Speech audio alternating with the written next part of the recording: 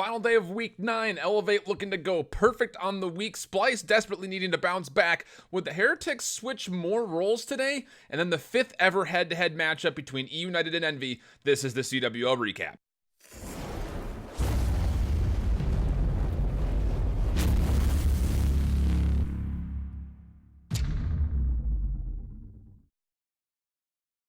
Well, I couldn't have set it up better myself, as it was myself that set things up. Welcome back, YouTube fans and Call of Duty fans alike.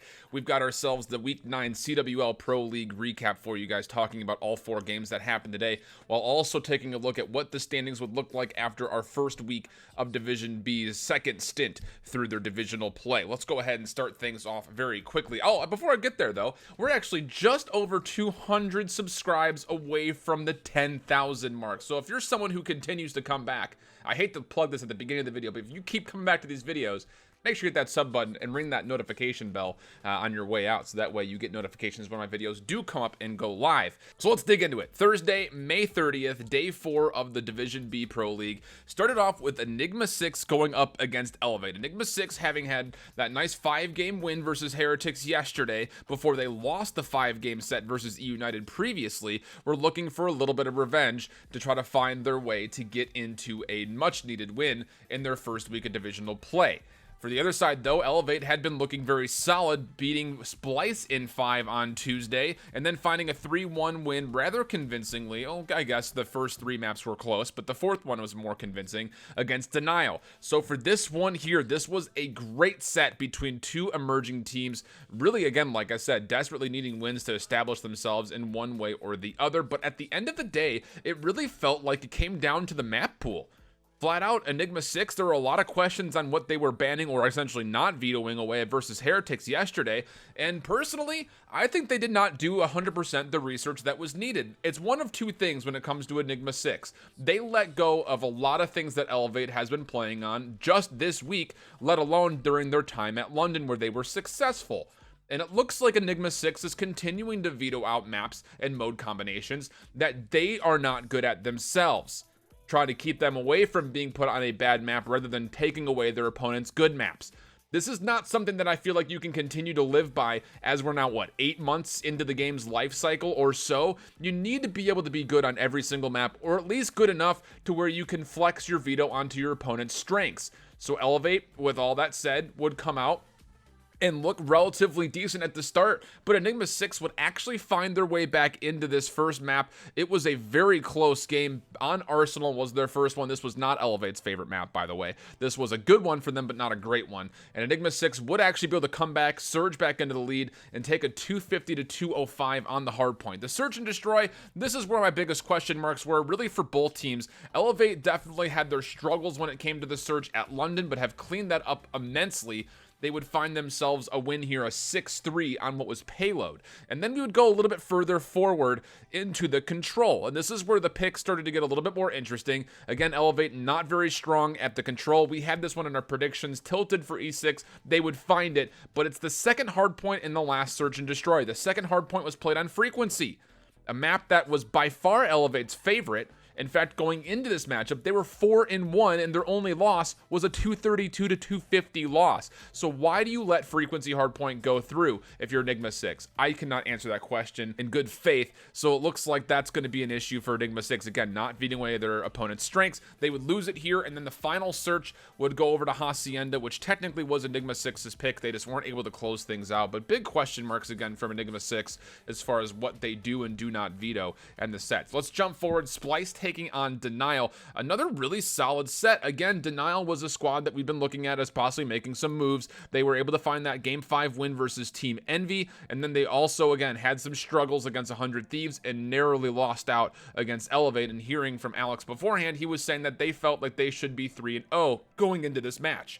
Now, that's a little ambitious if I say so, but this matchup was not so ambitious, as Splice would struggle throughout literally the entirety of it, as the first hardpoint would once again be played on Arsenal, and Splice had a lead, but couldn't close out Denial, where Denial would be able to sneak back right around the 50-point mark to grab the W. The Search and Destroy, very one-sided, a 6-1 for Denial. The Control would be one-sided in the other direction for Splice. Again, Denial not being a very good Control team. They're only 2-6 since this roster came together. They would lose that one pretty convincingly on Gridlock, a 3-1.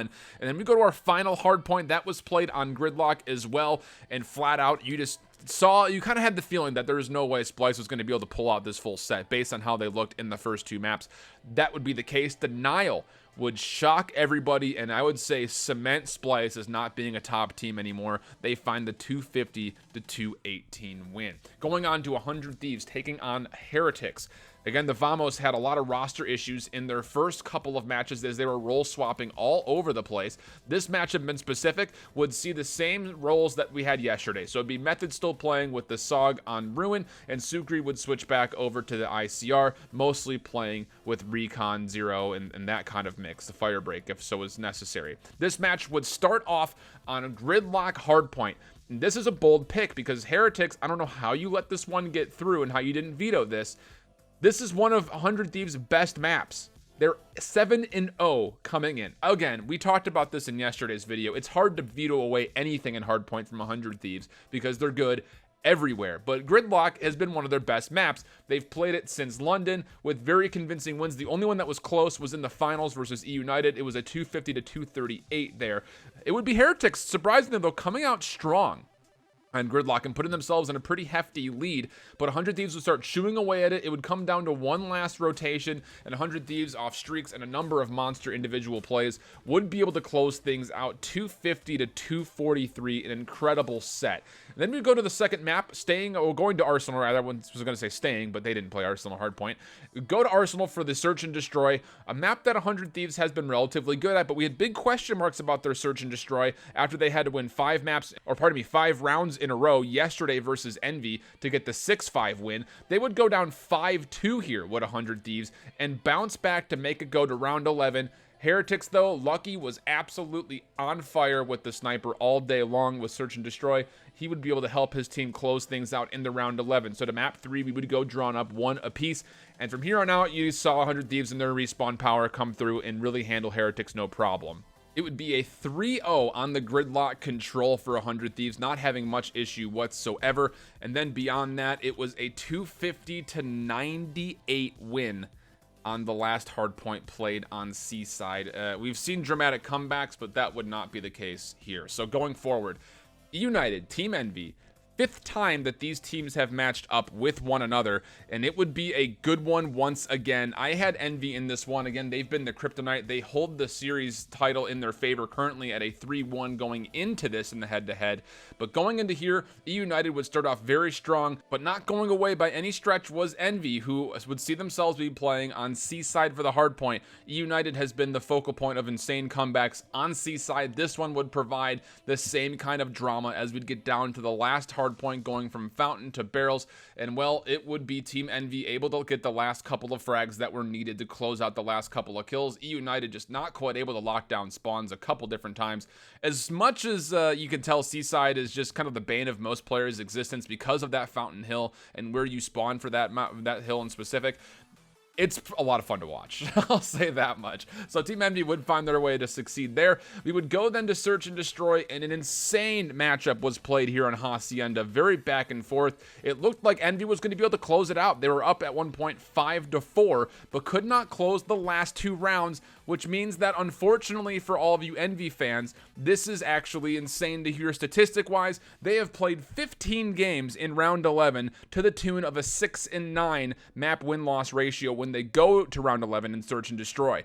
The next closest, as far as how many teams have played round 11s and how many there have been, it goes to eUnited, who's played it 12 times with a 7-5 now, as they were able to win the round 11. So we would go to Control.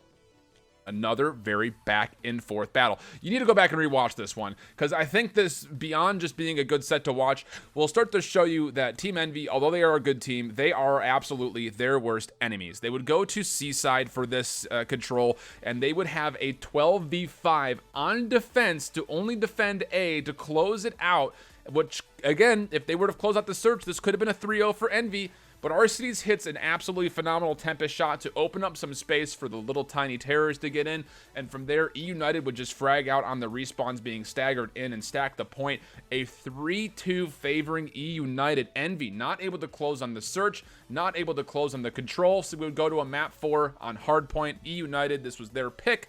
it would go to frequency, and eUnited would not be turned aside today. They find themselves a 250 to 181. Even though Pharaoh had this insane play with the Tempest, it just was not enough to get them into the game. And goodness gracious, I cannot talk enough about this Team Envy squad.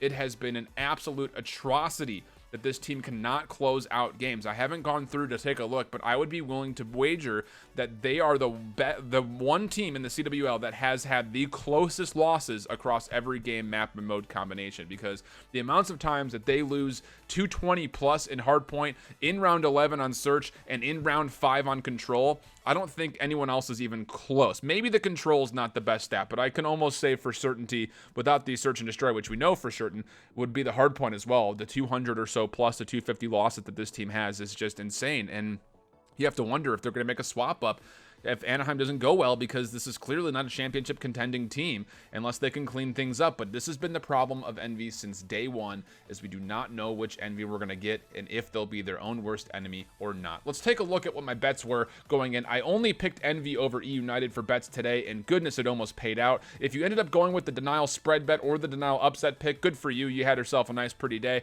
But for me, I went with the Envy pick. It did not quite pay off. So even though we had a pretty profitable Wednesday, we broke about even throughout the entirety of the week with our picks. We're just not quite there, unfortunately. So there is that for you guys. We'll be back next week with more Bookie's Worst Nightmare. But let's take a look before we head off on our standings in Division B. eUnited would still retain the top spot, 11-3, 37-23. Just below them, also at 11-3, is 100 Thieves at 37-24. Very, very close there. The head-to-head going to eUnited for now. Heretics not able to win a game since we saw them on Tuesday. 8-6, 29-28 overall. And then we still have a two-way tie, 7-8 between Splice and Envy. 32-30 in maps and 32-31 in maps. Are you guys starting to check a little bit of a trend here as far as how close these teams actually are in win-loss and map win-loss differentials?